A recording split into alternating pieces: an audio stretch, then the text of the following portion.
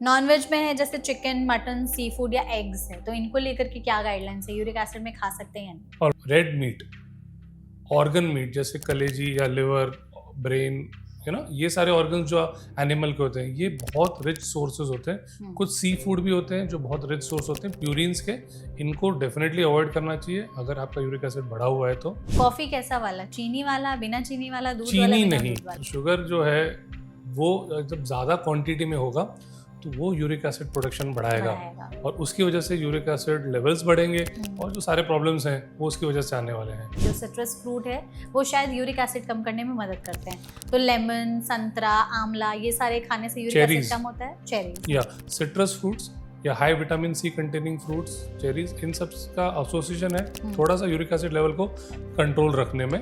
तो हेल्दी लोगों के लिए या लोग जिनको मान लीजिए यूरिक एसिड बढ़ा है बट कोई डिजीज नहीं है, उनके लिए ये अप्रोच भी एक्सेप्टेबल है। हम समझे कैसे कि हमारे यूरिक एसिड बढ़ा हुआ है? कुछ ऐसे सिम्टम्स हम समझ सकते हैं, संकेत दिखते हैं? जो कॉमन डिजीज यूरिक एसिड से रिलेटेड है वो है गाउट और किडनी स्टोन्स, जहाँ पेशेंट को सिम्टम्स आएंगे।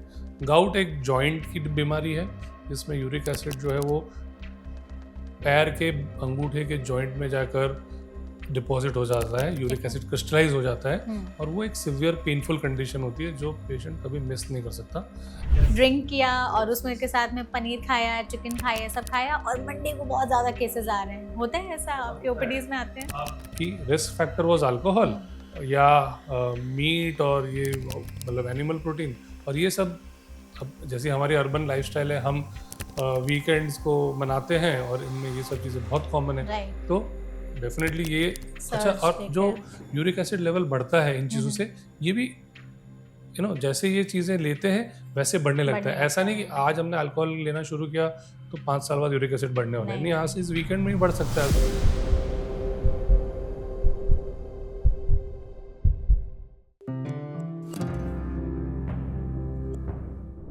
यूरिक एसिड का टेस्ट करा लिया और रिपोर्ट साथ में आने के बाद पता चला है कि यूरिक एसिड का तो नंबर बढ़ा हुआ है। आपने अपनी दुनिया भर की जो रिसर्च है वो इंटरनेट पर कर डाली है और इंटरनेट के जरिए आपको पता चल गया है कि आपको ये सारी चीजें नहीं खानी है, लेकिन आपको एग्जैक्टली पता नहीं है कि यूरिक एसिड बढ़ा है तो कौन सी चीजें खानी है, कौन सी चीजें नहीं खानी है, किन सिम्टम्स को वॉच आउट करना है और इसका इलाज कैसे किया जा सकता है। तो अगर आप भी इन सभी सवालों के जवाब जानना चाहते हैं तो ये पॉडकास्ट आप सभी के लिए एकदम परफेक्ट होने वाला है।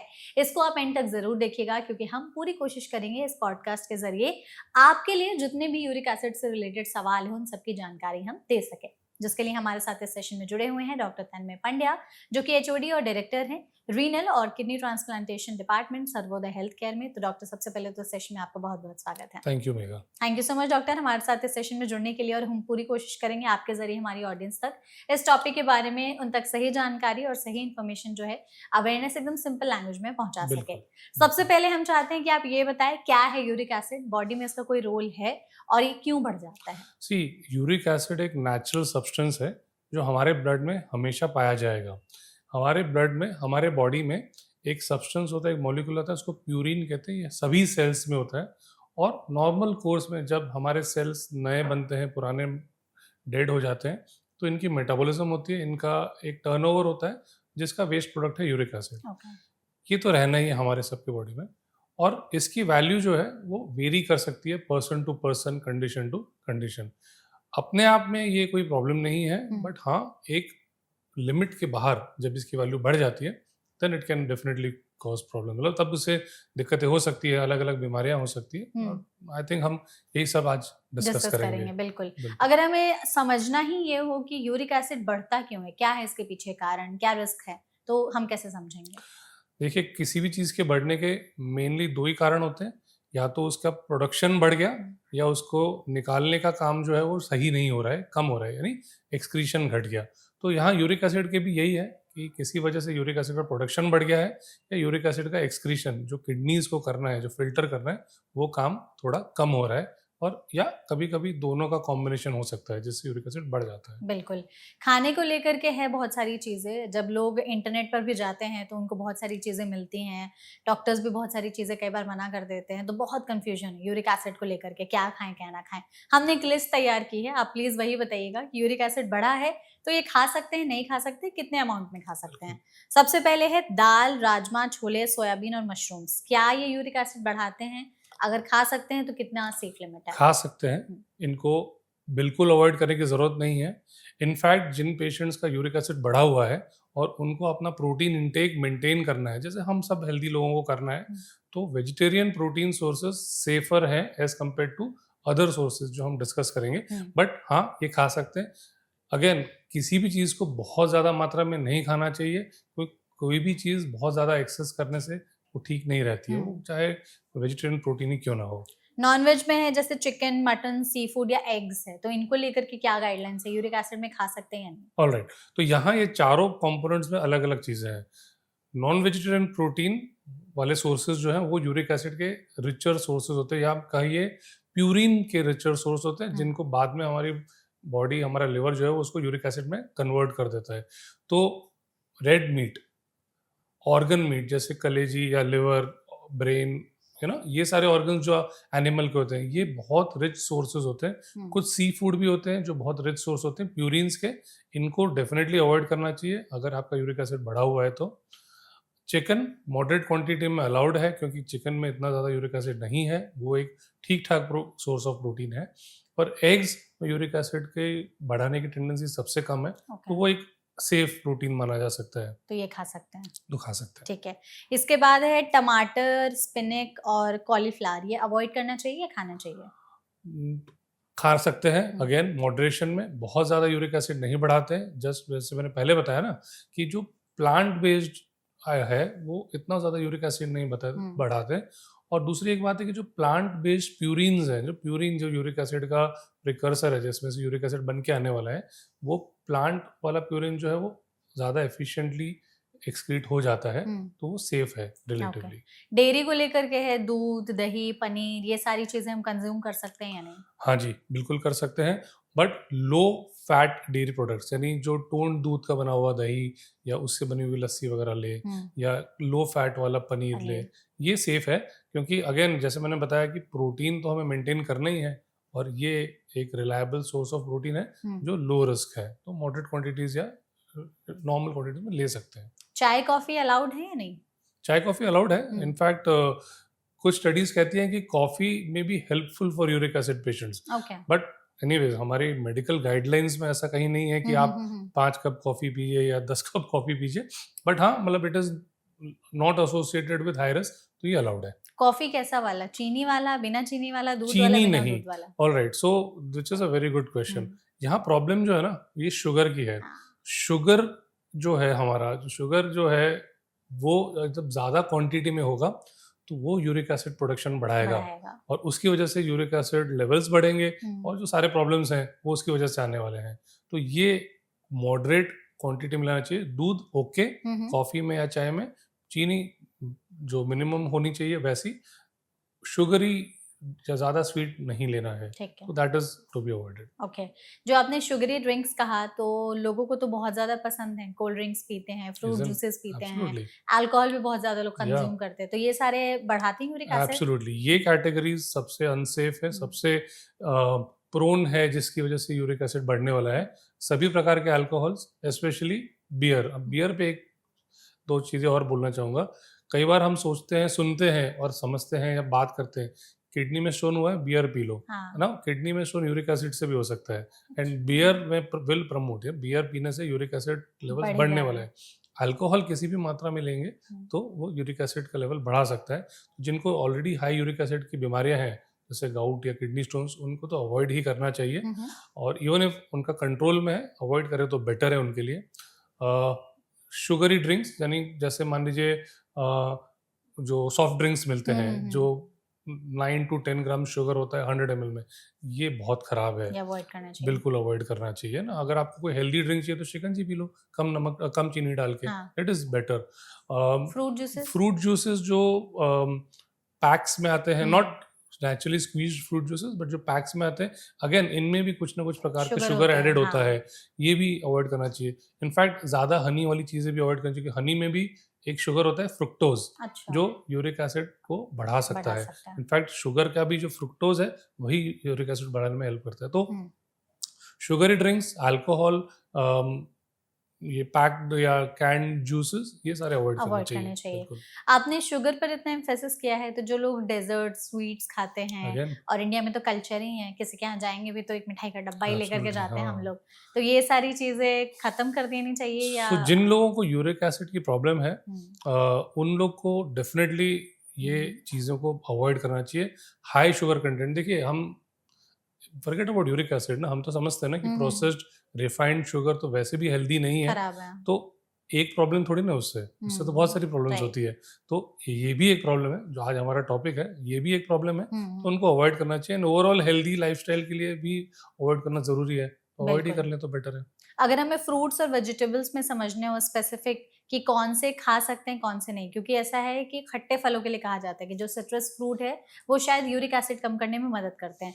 तो लेमन, संतरा, आंवला ये सारे खाने से यूरिक एसिड चेरीज़, कम होता है? चेरीज़ या हाँ। सो ये भी कहते हैं कि इन फ्रूट्स का एक स्पेशल एडवांटेज है। हुँ, अगेन ये सारी जो है ना स्टडीज, आप समझ लो कि जो medical research point of view से स्टडी होती है, इस तरह से हम फ्रूट वेजिटेबल्स की स्टडी नहीं कर सकते, हाँ। क्योंकि बहुत सारे और फैक्टर्स जुड़ जाते हैं। हुँ, बट हाँ, ओवरऑल आप सही कह रहे हो, सिट्रस फ्रूट्स या high vitamin C containing fruits, cherries, इन सब का एसोसिएशन है हुँ, थोड़ा सा यूरिक एसिड लेवल को कंट्रोल रखने में। ठीक है। तो हेल्दी लोगों के लिए, या लोग जिनको मान लीजिए यूरिक एसिड बढ़ा है हुँ, बट कोई डिजीज नहीं है, उनके लिए ये अप्रोच भी सही है। एक्सेप्टेबल है। हुँ, बट विटामिन सी पे एक बात करनी पड़ेगी, मतलब फ्रूट वाले विटामिन सी से तो प्रॉब्लम नहीं होगा, बट कुछ लोग विटामिन सी सप्लीमेंट्स लेने सप्लीमेंट्स के लेते हैं, हाँ। लेते हैं। तो विटामिन सी एक्सेस करने से एक प्रकार का किडनी स्टोन बढ़ता है, ऑक्सलेट स्टोन। तो ओके। यहाँ पर भी एक प्रिकॉशन हाँ। रखना पड़ेगा हुँ, कि आप एक चीज ठीक करने जा रहे हैं, दूसरी चीज ना हो जाए ना आपके साथ। खराब हो जाए, right. You have to take care of that. हमें एक बार ना आप जैसे इसको समराइज़ करके बता दीजिए कि अगर किसी का यूरिक एसिड बढ़ा हुआ है, तो कुछ समय के लिए कौन-सी खाने की चीज़ें अवॉइड करें और कौन-सी खाने की चीज़ें लें एब्सोल्युटली। सो दैट थोड़ा-सा उसको कम करने में मदद मिल सकती है? तो अगर किसी का यूरिक एसिड बढ़ा है, हुँ, जिसको हमें कंट्रोल करने की ज़रूरत पड़ रही है, तो फर्स्ट स्टेप यही है, जो है डाइट एंड लाइफ़स्टाइल, राइट। जिसमें एनिमल बेस्ड प्रोटीन कम करना है। यहाँ प्रॉब्लम प्रोटीन से नहीं है, हुँ, बट जनरली वो सोर्सेज ऑफ प्रोटीन वह रहेंगे जिनके अंदर प्यूरिन ज़्यादा होगा, जिससे यूरिक एसिड बढ़ने की टेंडेंसी बढ़ जाएगी। जैसे? इस जैसे कि रेड मीट, ऑर्गन मीट, जैसे एनिमल का लिवर, किडनी, ब्रेन, हुँ, ये सारा, या कुछ सी फूड्स, इनको अवॉइड करना है। Alcohol, sugary drinks like soft drinks या packaged packet fruit juices, juices. ये सारे अवॉइड करने हैं। डाइट को प्लांट बेस्ड बनाना है या वेजिटेरियन डाइट बनाना है। डेयरी प्रोडक्ट्स ले सकते हैं, स्पेशली अगर वो लो फैट डेयरी प्रोडक्ट्स हो तो। हुँ, और हाइड्रेशन अपना मेंटेन करना है। अगर यहाँ पे मतलब हम ये नहीं कह सकते कि आप 3 लीटर पानी पियो, आप 4 लीटर पानी पियो, ये थोड़ा मुश्किल है कहना, बिकॉज इट्स वेरी वेरिएबल ना। राइट है। अलग अलग लोगों की अलग अलग रिक्वायरमेंट है, एक्टिविटीज़ कौन पर। कहाँ बैठा है, कौन हाँ, कहाँ काम कर रहा है, कौन सा मौसम है, इस सब। हुँ, बट ओवरऑल अगर अच्छा यू नो यूरिन प्रोडक्शन ज़्यादा हो रहा है, जो यूरिन का कलर एकदम लाइट है, हुँ, तो दैट मीन्स कि आपका यूरिन कॉन्सेंट्रेटेड नहीं है, और उतना इनटेक ज़रूरी है ठीक है। उसको मेंटेन करने के हुँ, लिए। फ्रूट्स, वेजिटेबल्स ये सब खा सकते हैं, इसमें कोई ज़्यादा मेजर इश्यूज नहीं है। ओके, ठीक है। तो हमने ये तो समझ लिया कि डाइट में क्या हमें मेजर चेंजेस करने होंगे अगर यूरिक एसिड को कंट्रोल में रखना है और बढ़ गया है, तो क्या खाना है, क्या नहीं खाना है। राइट, हम समझे कैसे कि हमारे यूरिक एसिड बढ़ा हुआ है? कुछ ऐसे सिम्पटम्स हम समझ सकते हैं, राइट। संकेत दिखते हैं? सो यूरिक एसिड बढ़ने के कोई मेजर सिम्टम्स नहीं होते हैं, और मोस्ट ऑफ द टाइम्स ना पेशेंट एक ब्लड टेस्ट कराते हैं किसी न किसी वजह से, और उस टेस्ट का कंपोनेंट होता है यूरिक एसिड, हुँ, और वो नंबर बढ़ के आता है, तब जाकर हमें पता चलता है कि यूरिक एसिड बढ़ गया है। हैविंग सेड दैट, अगर यूरिक एसिड बहुत ज़्यादा बढ़ गया है या उसकी वजह से कोई डिजीज़ हो रही है, हुँ, तो उसके सिम्टम्स आ सकते हैं। जो कॉमन डिजीज़ यूरिक एसिड से रिलेटेड है, वो है गाउट और किडनी स्टोन्स, जहाँ पेशेंट को सिम्टम्स आएंगे। गाउट एक जॉइंट की बीमारी है, जिसमें यूरिक एसिड जो है वो पैर के अंगूठे के जॉइंट में जाकर डिपॉजिट हो जाता है, यूरिक ठीक है। एसिड क्रिस्टलाइज हो जाता है, हुँ, और वो एक सिवियर पेनफुल कंडीशन होती है जो पेशेंट कभी मिस नहीं कर सकता।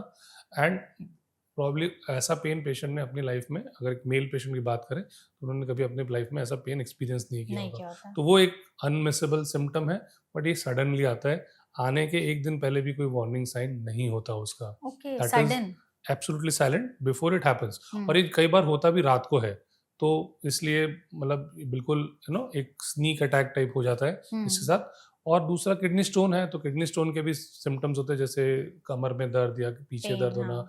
यूरिन में ब्लड आना वगैरह, ये सिम्टम्स हो सकते हैं। ठीक है, तो ये मेजरली सिम्टम्स होते हैं। बट मेन चीज तो याद रखने वाली है कि सिम्टम्स होते ही नहीं होते है। ही नहीं है, मतलब हाँ, अगर दिखेंगे तो इस तरीके तो से जी प्रेजेंट जी करेंगे। करेंगे। लेकिन पैर के अंगूठे में होने वाले पेन को ज्यादातर यूरिक एसिड से एसोसिएट करके देखा जाता है, तो फिर इसको हम कैसे समझें? सो ये स्पेसिफिक कंडीशन है, इसको गाउट कहते हैं। ओके। ऑलराइट। और गाउट जो है वो मेल्स में ज़्यादा कॉमन है, यंगर मेल्स यानी कि 30s 40s वाले मेल्स में ज़्यादा होता है। और इन लोगों का यूरिक एसिड हो सकता है कि काफ़ी टाइम से बढ़ा हुआ था, उनको कोई जैसे सिम्टम्स होते नहीं है, हाँ। और अगर टेस्ट नहीं कराया, और यंग लोगों ने टेस्ट कराया भी नहीं होगा अपना, क्योंकि यंग पर्सन है तो क्यों टेस्ट कराएंगे, तो उनको पता भी नहीं होगा, और अचानक से ये पेन होगा। तो पैर का जो अपना अंगूठा है, उसका जो बेस है, वहाँ पे उस जॉइंट में यूरिक एसिड क्रिस्टल्स जाके डिपॉजिट हो जाते हैं, जिसकी वजह से बहुत ही तेज इंटेंस इन्फ्लेमेशन हो जाती है ना, सूजन आ जाती है। हाँ। पूरा एरिया रेड हो जाता है, वहाँ बहुत दर्द होता है, आप छू भी नहीं सकते हो। पेशेंट कहता है कि अगर चद्दर लग जाएगी ना रात को, तो वो भी नहीं, मतलब चद्दर का वजन भी नहीं सहन कर सकता पेशेंट, इतना ओके। पेनफुल होता है। और ये एक सिवियर पेन होता है, मतलब आप समझ सकते हैं, जब चद्दर भी नहीं लगा सकते उस पैर पर, तो पैर जमीन पर भी नहीं टिका सकता वो आदमी। राइट। तो it is such a painful condition. और ये most common site of involvement है, बट किसी भी जॉइंट में इन्वॉल्वमेंट हो सकता है। इनफैक्ट अब तो खैर मैंने मेरी क्लिनिकल प्रैक्टिस में एज ए नेफ्रोलॉजिस्ट शायद 1-2 पेशेंट देखे हैं जिनके स्किन में यूरिक एसिड डिपोजिशन होता है, बट हमने पढ़ा था कि स्किन में भी यूरिक एसिड डिपोजिशन होता है, ऐसे वाइट कलर के चौकी डिपॉजिट्स होते हैं, ऐसा डिस्क्राइब था। हाँ। देखा हमने इतना नहीं है, बिकॉज अब इतना ज़्यादा बढ़ने नहीं देते हम बीमारी को, पहले पकड़ लेते, बट पुराने ज़माने में किताबें लिखी गई थी 50 साल पहले, तब तो ये भी होता था। तो ये सब चीज़ें भी हो सकती है। जब पेशेंट को इस तरह से पेन होगा, तो नेचुरली वो अपने किसी न किसी डॉक्टर के पास जाएंगे, वो किसी फिजिशियन को दिखाएंगे अगर, या ऑर्थोपेडिक डॉक्टर को दिखाएंगे, या रूमेटोलॉजिस्ट को या नेफ्रोलॉजिस्ट को दिखाएंगे, और टेस्ट किया जाएगा, और तब पता चलेगा कि इस प्रकार से ये यूरिक एसिड रिलेटेड है, और उसका ट्रीटमेंट तब स्टार्ट हो पाएगा। यूरिक एसिड और गाउट के अटैक में क्या डिफरेंस है? मतलब लोगों को इसमें भी बहुत ज्यादा कंफ्यूजन होती है। अगर आप यूरिक एसिड देखिए ब्लड रिपोर्ट में, बढ़ा हुआ यूरिक एसिड है, एक वैल्यू से ज़्यादा अगर यूरिक एसिड है, तो हम उसको हाई यूरिक एसिड कहेंगे, राइट। तो हाई यूरिक एसिड एक बहुत बड़ा सेट ऑफ सब्जेक्ट्स हो सकता है, बहुत सारे लोगों में हाई यूरिक एसिड हो सकता है, मे बी 15-20% लोगों में हो सकता है, मेल्स में स्पेशली। उनमें से एक छोटा सबसेट है, मे बी 1/3 है ना, 1/3 लोग हैं जिनको ये यूरिक एसिड क्रिस्टलाइज कर जाएगा, जॉइंट में जाके डिपॉजिट होगा, और उनको पेन होगा, तब उसको गाउट कहेंगे। सो सारा high uric acid is not gout, but gout is because of high uric acid. ठीक है। कौन लोग ज्यादा रिस्क पर हैं? आपने अभी तक के कॉन्वर्सेशन में मेल्स का नाम ज्यादा लिया है, तो क्या मर्दों में यूरिक एसिड की प्रॉब्लम होने की दिक्कत ज्यादा हो सकती है? सो इनफैक्ट अगर आप किसी लैब में देखेंगे ना कि यूरिक एसिड की रिपोर्ट है, हो सकता है कि अगर अच्छी लैब है तो उन्होंने मेल्स और फीमेल्स की नॉर्मल रेंजेस भी डिफाइन कर रखी होगी, और फीमेल्स की normal range of uric acid is lower than males की नॉर्मल रेंज। तो एडोलेसेंस यानी कि जो टीन एज के जो ईयर्स होते हैं, उसके बाद यूरिक एसिड थोड़ा थोड़ा बढ़ना नॉर्मली शुरू हो जाता है, और जो नॉर्मल रेंज के हायर लेवल पे भी कई बार आ सकता है। अब जिनको बीमारी होने वाली है, उनका तब से मान लीजिए किसी को 15 साल की एज से यूरिक एसिड बढ़ने लगा था, तो जाके 30 साल की उम्र में उसको गाउट हो सकता है ना। तो इतने साल तक तो उसको पता ही नहीं चला कि उसका बढ़ा हुआ है ना। बट एट रिस्क कौन होता है? सो एट रिस्क होने के लिए हमें समझना चाहिए कि यूरिक एसिड बढ़ने की चांस किसको है, who is at risk of developing hyperuricemia, यानी कि यूरिक एसिड किन किन को बढ़ सकता है। तो अभी जो हमने खाने की चीज़ें बताई ना, डाइटरी, जो इन चीज़ों को ज़्यादा यूटिलाइज करते हैं, यानी कि रेड मीट ज़्यादा खाते हैं, ऑर्गन मीट ज़्यादा खाते हैं, ज़्यादा अल्कोहल लेते हैं, ज़्यादा शुगरी ड्रिंक्स, जैसे इट्स सो कॉमन ना, आप ऑफिस में गए और आपने एक कैन खोला और आपने एक कोला पिया, आपने जूस पिया। अब जूस को हम हेल्दी समझ के पी रहे हैं, बट पता चल रहा है कि वो शुगरी ड्रिंक है और वो यूरिक एसिड बढ़ा रहा है, और शायद हो सकता है कि साथ में आपका डाइट भी ऐसा है। तो ऐसे लोग एट रिस्क हो जाते हैं। ओबेसिटी ये बहुत बड़ा रिस्क फैक्टर है, यानी कि ओवरवेट, जिनका वजन ज़्यादा है, जिनका मोटापा ज़्यादा है, पेट के आसपास ज़्यादा है मोटापा, इनके लिए यूरिक एसिड बढ़ने का खतरा ज़्यादा रहता है। फिर जो एक्सरसाइज नहीं करते, एक्टिविटी नहीं करते, इनका यूरिक एसिड बढ़ने का रिस्क ज़्यादा है। जिनको कुछ बीमारियां जैसे डायबिटीज़, हाई ब्लड प्रेशर या किडनी की बीमारी, हार्ट की बीमारी, इनका भी यूरिक एसिड बढ़ सकता है। और कुछ कंडीशंस में फैमिली हिस्ट्री, यानी कि परिवार में ये चला आ रहा है, ये रेयर है बट हो सकता है, क्योंकि कुछ केसेस यूरिक एसिड के जेनेटिक भी होते हैं, यानी कि वो हमारे इनहेरिट करते हैं, वारसागत जिसे कहते हैं, कि भी एक जनरेशन से दूसरे जनरेशन को मिलता है। कॉमन नहीं है बट होने को वो भी हो सकता है। ठीक है। कुछ दवाइयाँ हैं जो अगर मान लीजिए पेशेंट को लेनी पड़ रही है किसी कंडीशन में, तो वो भी यूरिक एसिड बढ़ा सकती है। जैसे कि वाटर पिल, यानी कि एक दवाई होती है जो यूरिन का फ्लो बढ़ाने के लिए यूज करते हैं, कॉमनली अलग अलग बीमारियों में यूज की जाती है, बट उससे यूरिक एसिड बढ़ जाता है। ट्यूबरकुलोसिस की कुछ दवाइयाँ यूरिक एसिड बढ़ा देती है। ऐसे एक लॉन्ग लिस्ट है, बट हाँ, तो इन लोगों को रिस्क ज्यादा होता है। जी। ऐसा है कि अगर जैसे आपने कहा कि अचानक से भी पेन हो सकता है, कुछ ऐसे सिम्टम्स वगैरह नहीं आते हैं। अक्सर हमने ऐसा सुना है कि यूरिक एसिड का पेन लेकर के लोग मंडे को ज़्यादा आते हैं, क्योंकि वीकेंड्स पे पार्टी करते हैं, ड्रिंक किया और उसमें के साथ में पनीर खाया, चिकन खाया, सब खाया, और मंडे को बहुत ज़्यादा केसेस आ रहे हैं। होता है ऐसा होता है में आते हैं? आप कभी कभी, बट ये इसलिए हो सकता है बिकॉज ये लॉजिक तो बड़ा सिंपल है ना इसमें, कि रिस्क फैक्टर वाज अल्कोहल या मीट और ये मतलब एनिमल प्रोटीन, और ये सब अब जैसे हमारी अर्बन लाइफस्टाइल है, हम वीकेंड्स को मनाते हैं और इनमें ये सब चीज़ें बहुत कॉमन है। तो डेफिनेटली ये अच्छा, और जो यूरिक एसिड लेवल बढ़ता है इन चीज़ों से, ये भी जैसे ये चीज़ें लेते हैं वैसे बढ़ने लगता है। ऐसा नहीं कि आज हमने अल्कोहल लेना शुरू किया तो 5 साल बाद यूरिक एसिड बढ़ने वाला है, नहीं, आज इस वीकेंड में ही बढ़ सकता है अगर। और यंगस्टर्स में ये थोड़ा देखा जाता है कि जो डिसिप्लिन नहीं है, मतलब हमारे तो यंगस्टर्स अब बहुत डिसिप्लिन्ड है, हमने रिसेंटली देख भी लिया कि कितना फोकस्ड है अपने करियर को लेकर, बट हमारी पॉपुलेशन बहुत है, सब प्रकार के लोग हैं, जो लोग डिसिप्लिन नहीं है उनके साथ ये रिस्क जरूर बनता है। जी। आपने जो हमें इस चीजें बताई हैं, इसमें हम डिटेक्ट कैसे करें? कोई स्क्रीनिंग टेस्ट है यूरिक एसिड कंफर्म करने के लिए? सो एट रिस्क लोग जिनको या तो मान लीजिए कि मोटापा है, या जिनकी ऐसी लाइफस्टाइल है, या जो एक्सरसाइज नहीं करते हैं, ऐसे एट रिस्क लोगों को एक सिंपल टेस्ट कराना है, यूरिक एसिड का ब्लड टेस्ट होता है।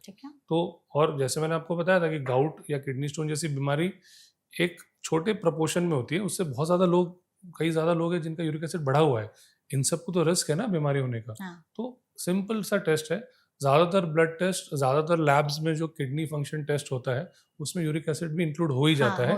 अदरवाइज भी एक सिंपल सा ब्लड टेस्ट है, और ये किसी भी टाइम किया जा सकता है। ठीक है। ऐसा नहीं कि सुबह खाली पेट जाके 12 घंटे की फास्टिंग करके जाओ, ऐसा कोई ज़रूरी नहीं है। आप किसी भी टेस्ट में करा सकते हो, यूरिक एसिड का लेवल सही दिख मतलब जाएगा। हाँ, दिख जाएगा, और जैसे होगा वैसे। और क्या हम लेवल देखें अगर रिपोर्ट हाथ में आते हैं कि इस नंबर से बढ़ा है मेल और फीमेल में, तो वो उसमें कंसीडर किया जाता है? तो ऐसा है कि एक तो उस लैब में एक नॉर्मल रेंज डिफाइन कर रखी होगी उनके मेथड के, उनके मशीन के हिसाब से, पर फिर भी ये याद रखने की बात है कि 9 से ज़्यादा यूरिक एसिड होगा ना अगर किसी का, तो उनको रिस्क ज़्यादा है बीमारियां होने का, जैसे कि स्टोन या गाउट होने का। तो 8 के ऊपर थोड़ा सा मतलब वो समझ जाना चाहिए, क्योंकि 9 के बाद तो बीमारियां शुरू हो जाएगी। तो जिनका 8 के ऊपर रहता है उनको सोचना चाहिए कि हाँ जी, हमारा यूरिक एसिड बढ़ा हुआ है, and may be it is time कि हम जाके किसी डॉक्टर से कंसल्ट करें, पूछे। और अगर ऐसा कोई पेशेंट मेरे पास आता भी है कि डॉक्टर साहब मैं बिल्कुल हेल्दी हूँ, मैंने एक एनुअल हेल्थ चेकअप करा लिया मेरा, बाकी सब तो ठीक है, यूरिक एसिड मेरा 8.2 आ गया है, ये तो ज़्यादा है, आपके पॉडकास्ट में सुना कि 8 से ज़्यादा होना तो गड़बड़ है। तो ऐसे पेशेंट को मैं ये सलाह दूंगा कि मैं एक वैल्यू पे ट्रीटमेंट नहीं शुरू करूंगा, ना मैं लंबे चौड़े टेस्ट शुरू कर दूंगा एक वैल्यू को देख के।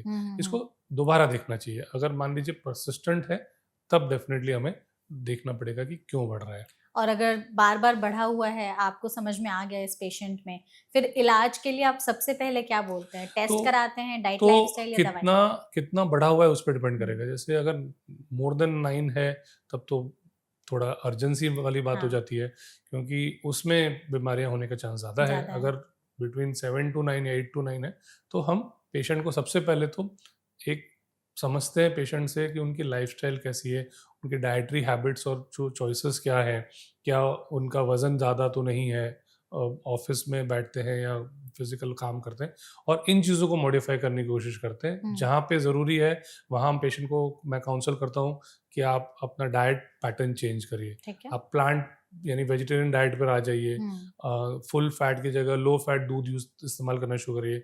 अल्कोहल अवॉइड करिए। ज़्यादा चीनी वाली या ज़्यादा मीठी चीज़ें, मिठाइयाँ वगैरह अवॉइड अवॉइड करिए, करिए। और वेट मेंटेन करने की कोशिश करिए। अगर आप ओवरवेट है, ज़्यादा है, तो उसको कम करिए। पानी अच्छे से पीजिए हुँ, हुँ। ताकि आप हाइड्रेटेड रहें, और इन चीज़ों से एक बार फ़ॉलो अप करके देख लें। अगर पेशेंट को कोई सिम्पटम्स नहीं हुँ, है हुँ, तो। हुँ। अगर वो पेशेंट हाई यूरिक एसिड के साथ प्रॉब्लम्स के साथ आया है, तो फिर अलग बात है, फिर वहाँ पे हमें मेडिकल ट्रीटमेंट भी करना पड़ता है, बट सबको ज़रूरत नहीं है मेडिकल नहीं है, ट्रीटमेंट की। ठीक है। और इसमें जो आपने ट्रीटमेंट बताया है, तो दवाइयों का रोल फिर कब आ जाता है? अगर डाइट और लाइफ़स्टाइल से भी चेंजेज़ नहीं हो पा रहे हैं, बहुत सारे ऐसे लोग होते हैं। अगर किसी का यूरिक एसिड बहुत हाई है, और बहुत हाई यूरिक एसिड डाइट और लाइफ़स्टाइल से नीचे आएगा भी नहीं, हुँ, उस केस में हमें यूरिक एसिड लोअरिंग मेडिसिन्स होती हैं, हुँ, उनको लेना पड़ सकता है, जो यूरिक एसिड का प्रोडक्शन हमारे बॉडी में कम कर कम कर देती है देती हैं, दवाइयाँ। ठीक है। कुछ दवाइयाँ होती हैं जो यूरिक एसिड का किडनी के रास्ते से फ़िल्टरिंग बढ़ा देती है, बट वो हुँ, कॉमनली यूज़ नहीं होती दवाइयाँ। तो यूरिक एसिड का प्रोडक्शन कम करने वाली दवाइयाँ होती हैं, वो यूज़ करते हैं। अगर किसी पेशेंट को यूरिक एसिड के साथ, मान लीजिए, गाउट की हिस्ट्री है, हुँ, पहले कभी गाउट जैसा अटैक आया था, किडनी में स्टोन्स है, हाई ब्लड प्रेशर है, या किडनी डिजीज़ है, यानी किडनी कमज़ोर पड़ रही है, ऐसे केसेस में हम लोग ट्रीटमेंट तभी स्टार्ट कर देते हैं। But again uric acid number बहुत ज़्यादा होना चाहिए, 9-10 तक। किडनी डिजीज़ वाले पेशेंट्स, क्योंकि मैं नेफ्रोलॉजिस्ट हूँ, तो मेरे पास तो बहुत सारे और सारे पेशेंट्स किडनी वाले ही आते हैं, हुँ, हुँ, हुँ। जिनकी किडनी में कुछ ना कुछ प्रॉब्लम है। तो ऐसे पेशेंट्स का जो है वो यूरिक एसिड नेचुरली बढ़ा हुआ रहेगा, अच्छा, है ना? यूरिक एसिड बढ़ने के 2 कारण थे, हुँ, ओवर प्रोडक्शन, ज़्यादा बन रहा है हाँ, और कम निकल रहा है, तो राइट। किडनी को ही निकालना है। हुँ, अगर किडनी कमज़ोर है तो कम निकलेगा। तो उन पेशेंट्स का यूरिक एसिड थोड़ा-सा बढ़ा हुआ तो फिर भी एक्सेप्टेबल है। तो अगर बहुत ज़्यादा बढ़ा है, तो तब दवाइयाँ। जाके फिर हमें उनको मेडिसिन की ज़रूरत। दवाइयाँ क्या मतलब सेफ होती हैं या इनके भी कुछ साइड इफ़ेक्ट्स होते हैं? देखिए, जो चीज़ कुछ असर करेगी, उसका साइड इफ़ेक्ट भी आ आ सकता है। सकता है, नुकसान तो हुआ। बट मोटा-मोटा तो ये दवाइयाँ सेफ़ होती हैं, हुँ, हुँ, और पेशेंट की मान लीजिए कि हमने लाइफ़स्टाइल और डाइट वगैरह मॉडिफ़ाई कर दिया, हो सकता है कि दवाई की रिक्वायरमेंट कम हो जाए या कुछ टाइम बंद भी हो जाए। बट पेशेंट को ये याद रखने की ज़रूरत है कि हमें सिर्फ़ नंबर को नहीं ट्रीट करना, हमें पेशेंट को ट्रीट करना है। सो मैं एज़ अ डॉक्टर सिर्फ़ एक नंबर ट्रीट नहीं कर रहा हूँ ना, तो पेशेंट से मैं हमेशा कहता हूँ कि दवाई आप अपने आप से मत मॉडिफ़ाई करो। हुँ, चालू कर दी, बंद कर दी, कम कर दी, ये आप अपने आप मत करो। आप अपने डॉक्टर से पूछो कि ये दवाई की ज़रूरत है या नहीं है। और मतलब हमने कई बार देखा है कि किसी सिचुएशन की वजह से जब यूरिक एसिड बढ़ जाता है, ऐसा नहीं कि हमेशा बढ़ा हुआ है, तो किसी दवाई के साइड इफ़ेक्ट से बढ़ गया, डिहाइड्रेशन के एपिसोड से बढ़ गया, एग्ज़ाम्पल्स, हुँ, हुँ, तो वो तो कुछ टाइम के बाद नीचे आ जाएगा, हुँ, तो फिर दवाई क्यों चलेगी आगे? नहीं चलेगी।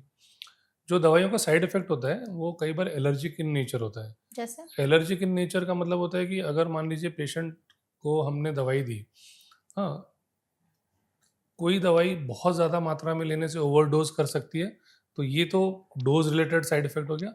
बट कभी-कभी 1 या 2 टैबलेट भी नुकसान कर सकती है, क्योंकि बॉडी उसको टॉलरेट नहीं कर नहीं रही कर है, सकते। और ये किसी भी मेडिसिन के साथ कभी भी किसी को भी हो सकता है। हुँ, तो ये एक अलग है, ये डोज़ रिलेटेड नहीं है। बट हाँ, दवाइयाँ इतनी ही लेनी चाहिए जितना आपको प्रिस्क्राइब किया गया है, हुँ, और आपका यूरिक एसिड लेवल रेंज में आ गया है। अगर हम रेंज की बात करें कि हमें कितने पर लाना है, लाना है, तो हाँ। ये, अगर लेट्स से गाउट पेशेंट को ट्रीट हुँ, कर रहे हैं ना, तो 6 के नीचे रखना है इसको। ठीक है, और अगर मान लीजिए किसी को कोई प्रॉब्लम नहीं है, बस यूरिक एसिड बहुत हाई था और मेडिसिन दे रहे हैं और लाइफस्टाइल चेंजेस कर रहे हैं, तो 8 के नीचे रखना है। ठीक है। मतलब 6 और 8 वाले में हमें ला कर के या रखना होगा उसको। तो कोई प्रॉब्लम नहीं है, कोई सिम्टम्स नहीं है, तो 8 के नीचे रखना है, पर अगर डिजीज़ है, यानी कि हुँ, गाउट स्टोन्स, यूरिक एसिड वाले स्टोन्स है या गाउट है, हुँ। तो 6 के नीचे रखना है। ये है। और ये दवाइयाँ कितने दिनों तक चलती हैं? कोई कोर्स होता है? ये डिपेंड करेगा कि रीज़न क्या था बढ़ने का। अगर मान लीजिए लेट्स से कि किसी को जेनेटिक कारण है कि पेशेंट का वज़न भी ठीक है, उनका एक्सरसाइज़ भी कर रहे हैं, डाइट भी ठीक है, फिर भी यूरिक स्टिल एसिड बढ़ा हुआ है, हाँ। तो उन पेशेंट्स को तो लॉन्ग टर्म लेनी पड़ जाएगी मेडिसिन। या किसी को मान लीजिए बार-बार गाउट के अटैक्स आ रहे हैं, तो उनको हम फिर जिनको बार-बार गाउट के अटैक्स आ रहे हैं, उनका ज़रूरी नहीं कि 9 पार करने पर ही अगला अटैक आएगा। हाँ, तो उनका तो 7-8 पे भी आ सकता है अटैक। बिल्कुल। तो ऐसे पेशेंट्स को हमें लगातार दवाई देते रहना पड़ सकता है। ठीक है, तो ये हो सकती है ये हो सकता है इस लॉन्ग टर्म या मतलब फॉरएवर भी हो सकता है, बट वेरी स्मॉल नंबर है और ज़्यादातर पेशेंट्स को नहीं होगा। और इसमें ये जो आपने बताई दवाइयों का ये है, लाइफ टाइम तो चलती है या लाइफ टाइम चल सकती हैं? रेयरली, हुँ, बहुत कम पेशेंट्स होंगे जिनकी लाइफ टाइम चलेगी, ठीक है। बट हाँ, कुछ लॉन्ग टर्म चल सकती है। इसमें ऐसा भी है कि बंद कर दी दवाइयाँ, फिर से वापस से अटैक आ सकता है, रिकरेंस होता है यूरिक हो एसिड सकता का? है, अगर मान लीजिए दोबारा स्लिप हो गए, हुँ, वापस मान लीजिए कहीं पार्टी करके आ गए, या शुगरी ड्रिंक्स का कंजम्पशन बढ़ गया, हुँ, या वापस एक्सरसाइज वगैरह छूट गई, वेट बढ़ने लग गया, तो डाइट चेंज हो गया, तो फिर से आ सकता है।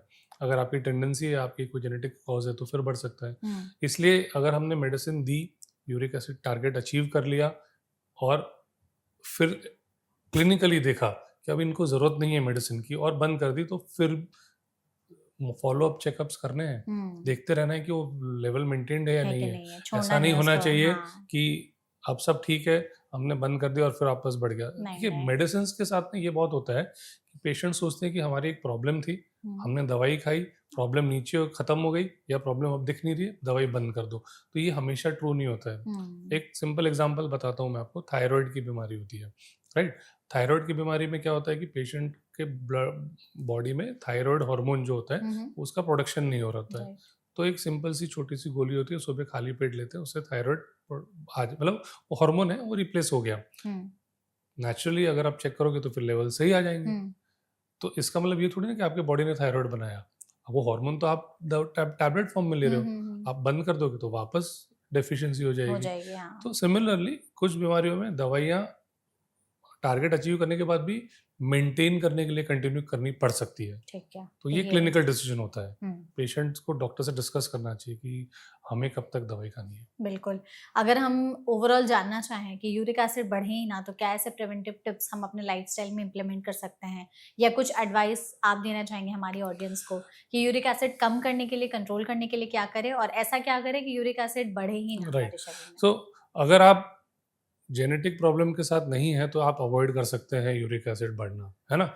उसके लिए आपका वेट, एक्सरसाइज, पानी की मात्रा और डाइट, हुँ, ये 4-5 चीज़ें बहुत इंपॉर्टेंट है। ठीक है। तो दोबारा से जो हमने शुरुआत में डिस्कस किया था कि animal products like red meat, fish, या ऑर्गन मीट, इन हुँ, सब में प्यूरिन ज़्यादा होता है, उससे यूरिक एसिड ज़्यादा बढ़ता है। शुगर कंटेनिंग लिक्विड्स जैसे कोलाज या ड्रिंक्स, सॉफ्ट ड्रिंक्स या जूसेस जिसमें शुगर एडेड है, या हाई शुगर कंटेनिंग फूड्स हैं, या फिर अल्कोहल इंटेक, ये सारे जो है यूरिक एसिड को प्रमोट करते हैं। तो अब आप अगर इन चीज़ों को मॉडरेट रख लें तो आप यूरिक एसिड बढ़ने से बचा सकते हो हुँ, अपने आप को।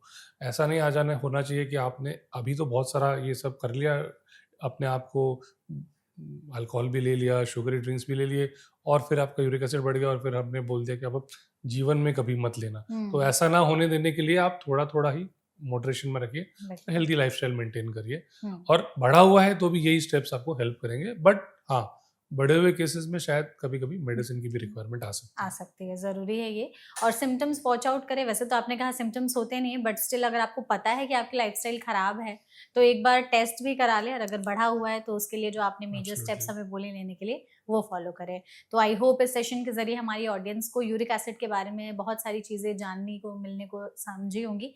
Thank you so much doctor हमारे साथ इस सेशन में जुड़ने के लिए और इतनी वैल्यूएबल इन्फॉर्मेशन जो है वो हमारे साथ साझा करने के लिए। आई होप आपने भी इस सेशन को एन्जॉय किया होगा। Absolutely, thank and you I so hope it much. Was useful. Hmm, hmm. And patients जो सुन रहे हैं इसको, जिनके लिए ये मैसेज है, हुँ, वो इसको याद रखें, समझे, और ये भी समझे कि ये बहुत ही सिंपल तरीका है अपने आप हुँ, को मेंटेन करने का। और ये जो स्टेप्स है ना, जो चीज़ों को एक्सेस में अवॉइड करना, वो सिर्फ यूरिक एसिड के लिए नहीं, आप ओवरऑल लाइफस्टाइल के लिए और लाइफस्टाइल रिलेटेड डिजीज जो आजकल बहुत बढ़ रही है, बढ़ रही है, हाँ, इनके लिए हेल्पफुल रहेंगे। बिल्कुल। So thank you mega for having me. Thank you और ये सो एक मच अच्छा डॉक्टर। सेशन रहा। Thank you so much. Thank you so much हमारे साथ जुड़ने के लिए, and thank you so much audience इस वीडियो को यहाँ तक देखने के लिए। अगर आपके मन में यूरिक एसिड से रिलेटेड कोई और भी सवाल है तो कमेंट सेक्शन के जरिए आप हमसे पूछ सकते हैं, हम पूरी कोशिश करेंगे एक्सपर्ट के जरिए उन सभी सवालों के जवाब देने के। ऐसे और भी हेल्पफुल सेशंस के लिए फॉलो करते रहिए एनबीटी लाइव। Thank you.